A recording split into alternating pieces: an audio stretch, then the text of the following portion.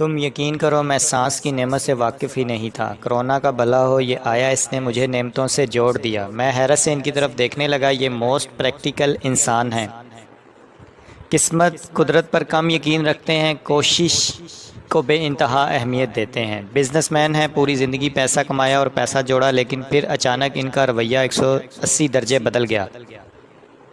یہ اب روز اللہ کا نام بھی لیتے ہیں اور اس کی نعمتوں کا ورد بھی کرتے ہیں، نماز بھی پڑھتے ہیں، اور ان کا دل بھی بہت نرم ہو چکا ہے۔ اتوار کے دن میرے پاس تشریف لائے اور 2 گھنٹے میرے پاس بیٹھے رہے۔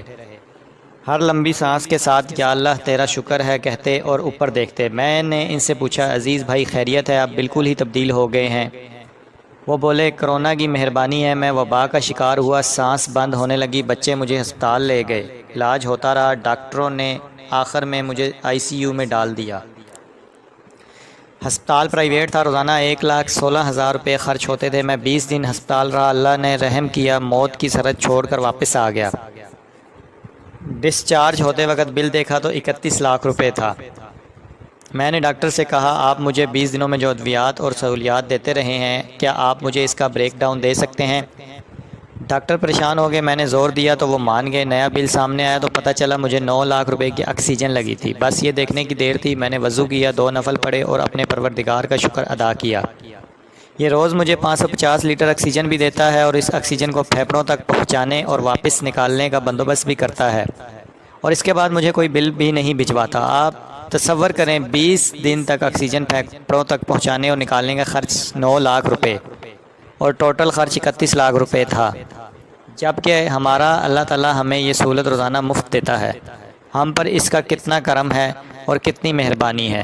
میں نے فوراً کانوں کو ہاتھ لگایا اور آسمان کی طرف دیکھا اور دیر تک اپنے رب کا شکر ادا کرتا رہا۔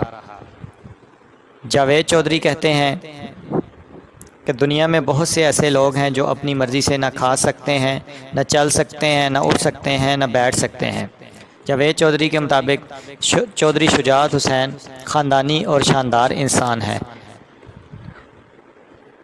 کچھ دن پہلے جاوید چودھری صاحب کہتے ہیں کہ میں ان کی عیادت کے لیے گیا۔ جاوید چودھری شجاعت صاحب خوش تھے اور بار بار اللہ تعالیٰ کا شکر ادا کر رہے تھے۔ میں نے ان سے صحت کے متعلق پوچھا تو چودھری صاحب نے جواب دیا، میں بہت امپروو کر رہا ہوں، میں اب اپنے منہ سے بھی کھا لیتا ہوں اور پاؤں پر بھی کھڑا ہو جاتا ہوں۔ حیرانی سے پوچھا، پہلے آپ کی حالت کیسی تھی؟ چودھری صاحب بولے، میری ٹانگیں میرا بوجھ نہیں اٹھاتی تھی اور میرے پیٹ میں ٹیوب لگی ہوئی تھی، ڈاکٹر مجھے اس کے ذریعے کھلاتے تھے، میں منہ کے ذائقے کو ترس گیا تھا۔ الحمدللہ میں اب تھوڑا تھوڑا کھا بھی لیتا ہوں اور چل پھر بھی سکتا ہوں۔ چودھری صاحب میٹنگ کے بعد اٹھے اور مہمان کو دروازے تک چھوڑا اور واپس خوش انتہائی سے آئے۔ مجھے اسی طرح ملک کے ایک اور نامور سیاستدان نے بتایا کہ آصف علی زرداری نے انہیں کھانے کی دعوت دی۔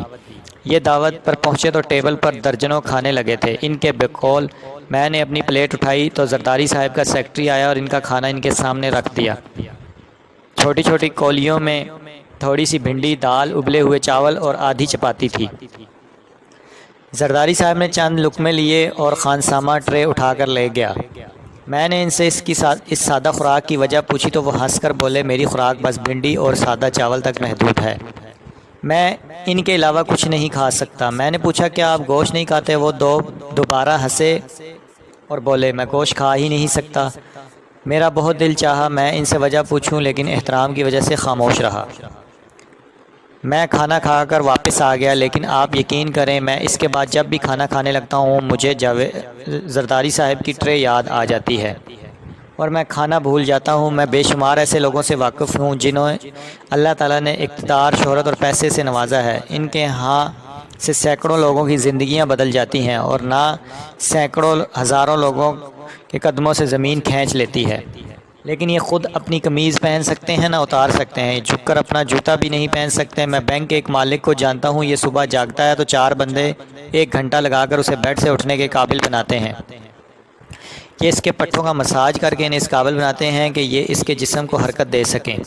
اس کی گاڑی کی سیٹ بھی مساج چیئر ہے، یہ سفر کے دوران اسے ہلکا ہلکا دباتی رہتی ہے، اور ان کے دفتر اور گھر دونوں جگہوں پر ایمبولینس ہر وقت تیار کھڑی رہتی ہے۔ آپ دولت اور اثر و رسوخ دیکھیں تو آپ رشک پر مجبور ہو جائیں گے، اور آپ اگر اس حالت کو دیکھیں تو آپ 2 گھنٹے توبہ کرتے رہیں۔ پاکستان میں ہوٹلز اور موٹلز کے ایک ٹائکونز ہیں صدر الدین ہاشوانی۔ یہ 5-6 برسوں سے شدید علیل ہیں۔ ڈاکٹر اور فزیو تھراپسٹ دونوں ہر وقت ان کے ساتھ رہتے ہیں۔ ان کے پرائیویٹ جہاز میں بھی ان کے ساتھ سفر کرتے ہیں۔ فزیو تھراپسٹ دنیا جہاں سے ان کے لیے فزیو تھراپی کی مشینیں تلاش کرتے رہتے ہیں۔ مجھے جرمنی کے شہر بارڈن جانے کا اتفاق ہوا۔ یہ مساج اور دیسی غسل کا ٹاؤن ہے۔ شہر میں مساج کے 200 سال پرانے سینٹر ہیں اور دنیا جہاں سے امیر لوگ مالش کرانے کے لیے وہاں جاتے ہیں۔ 6 ماہ بکنگ نہیں ملتی۔ آپ وہاں لوگوں کی حالت دیکھیں تو آپ کی نیندیں اڑ جائیں گی۔ مریض کے پروفائل میں 10 بلین ڈالر کی کمپنی ہوتی ہے، لیکن حالت دیکھیں گے تو وہ سیدھا کھڑا ہونے کے قابل بھی نہیں ہوتا۔ ہم انسان ایک نس کے جانے کے بعد اپنے پاؤں پر کھڑا ہونے کے قابل نہیں رہتے۔ ہم چمچ تک نہیں اٹھا پاتے اور نگلنے کے قابل بھی نہیں رہتے۔ یہ ہماری اصل اوقات ہے۔ جاوید چودھری کے مطابق میں ایک بہت ہی عام انسان ہوں۔ میری اچیومنٹس ایک کے برابر بھی نہیں ہیں، لیکن چند دن قبل میرے ساتھ بھی 2 ایسے واقعات پیش آئے، انہوں نے مجھے اندر سے ہلا کر رکھ دیا۔ میں 22 سال سے مسلسل واک کر رہا ہوں۔ میرے لیے 10-15 کلومیٹر عام سی بات ہوتی ہے۔ میں خود کو سپر فٹ بھی سمجھتا تھا۔ خوراک انتہائی کم تھی اور دماغ پرسکون، لائف سٹائل پیسفل، اور دن میں 2 بار ایکسرسائز اور رات کے وقت واک۔ لیکن پھر ایک دن چلتے چلتے میرے گھٹنے نے میرا بوجھ اٹھانے سے انکار کر دیا۔ ٹانگ میں شدید درد ہوا اور میں چلنے پھرنے سے تقریباً لاچار ہو گیا۔ اللہ کا کرم اور رحم ہے، فزیو تھراپی کی وجہ سے اب نارمل ٹریک پر واپس آ رہا ہوں۔ لیکن یہ واقعہ مجھے میری اوقات سمجھا گیا۔ مجھے چند منٹوں میں پتہ چل گیا اللہ کے اس سسٹم میں میری فٹنس اور اعتیاد دونوں بے معنی ہیں۔ دوسرا واقعہ اس سے بھی خوفناک تھا۔ میں نے گولی نگلنے کی کوشش کی اور وہ میرے حلق میں اٹک گئی۔ وہ 10 سیکنڈ میرے گلے میں پھنسی رہی۔ آپ یقین کریں وہ 10 سیکنڈ میری زندگی کا مشکل ترین دورانیہ تھا۔ میں نے اس دوران موت کو بالکل اپنے سامنے پایا۔ وہ مشکل وقت بھی گزر گیا، گولی بھی حلق سے پیٹ میں چلی گئی، لیکن وہ 10 سیکنڈ میری زندگی میں مجھے اہمیت اور وقت اور اوقات سب کچھ بتا گئے۔ میں اس کے بعد ہر لمحے اٹھتے بیٹھتے اللہ کا شکر ادا کرتا ہوں۔ روز صبح جاگتے ہوئے رات سوتے وقت اللہ کی نعمتیں شمار کر کے سوتا اور جاگتا ہوں۔ آپ بھی اپنے گرد اللہ تعالیٰ کی نعمتوں پر نظر دوڑائیں اور سوچیں کہ اللہ تعالیٰ نے ہمیں کن کن نعمتوں سے نواز رکھا ہے۔ ہر حال میں اللہ کا شکر ادا کرتے رہیں اور اللہ کی نعمتوں کو گنتے رہیں۔